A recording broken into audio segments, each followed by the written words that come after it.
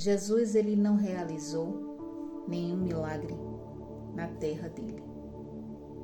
A Bíblia nos conta que ele vem de Galileia, cheio do Espírito Santo de Deus, e ele vai até a sua aldeia, Nazaré, e ali ele entra numa sinagoga, ele se dirige até ao púlpito, e lá ele recebe as escrituras abertas por um assistente, e de onde ele recebe do assistente, ele tem que continuar a ler.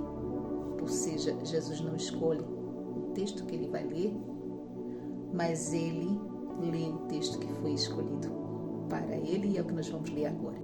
E nós vamos ler em Lucas capítulo 4, versículo 18 e 19, que Jesus leu.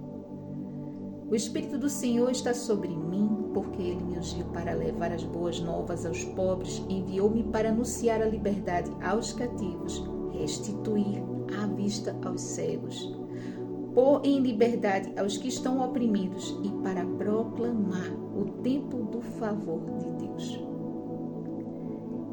Ele fechou o livro e entregou ao assistente, enquanto todos na sinagoga olhavam maravilhados para ele.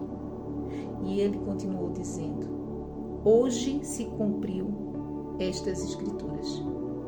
Ele lançou a palavra, ele profetizou e ele cumpriu uma profecia que foi dita sobre ele.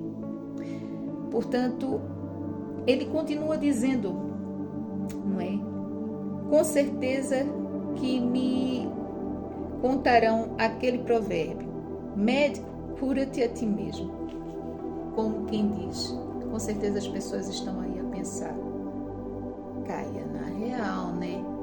Você é José, filho de José, você é filho do carpinteiro. Então, Jesus sabia que ele não poderia realizar milagres ali, porque aqueles olhos que o enxergavam apenas ele como filho do carpinteiro. Ele nunca seria o salvador da alma de ninguém naquele lugar. E ele também nunca teria poder para curar.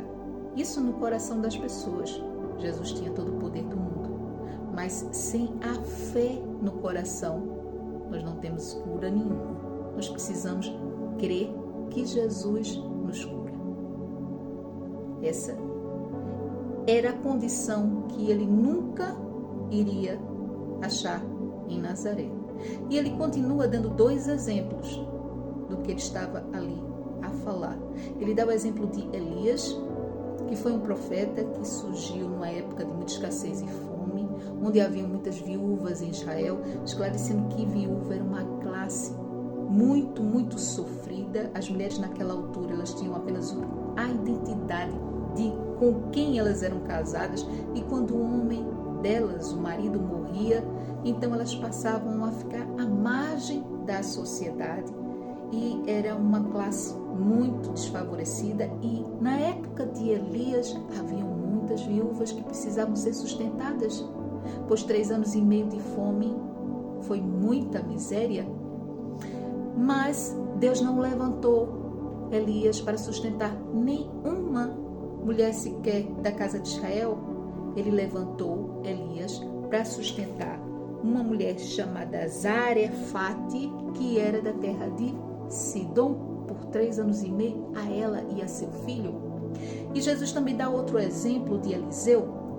Na época de Eliseu havia muitos leprosos em Israel, mas Deus não levantou Eliseu para limpar, curar nenhum leproso da casa de Israel, mas Eliseu vai curar a Naamã, o arameu. Portanto, o que Jesus quer dizer ali é que ali ele nunca seria aceito por aquelas pessoas, não porque ele não fosse o que ele era, mas pelo coração duro que ali estava. E depois que ele diz essas palavras e dá esses exemplos, as pessoas se iram de tal forma que levam ele à beira de um precipício, já prontos, olha, para atirar Jesus ali debaixo, tamanha a ira do que ele estava a dizer.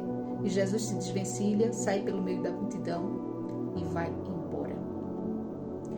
Portanto, não espere a validação das pessoas quanto ao que você carrega. Deus não precisa da validação das pessoas que você tem ao seu redor para validar o que você é. Mas você precisa exercer o que você carrega. O justo viverá pela fé. E pela fé e por justiça da sua fé é imputado tudo aquilo em que você crê. Pega esta senha. Leia a Bíblia. A Bíblia é a palavra de Deus na tua vida.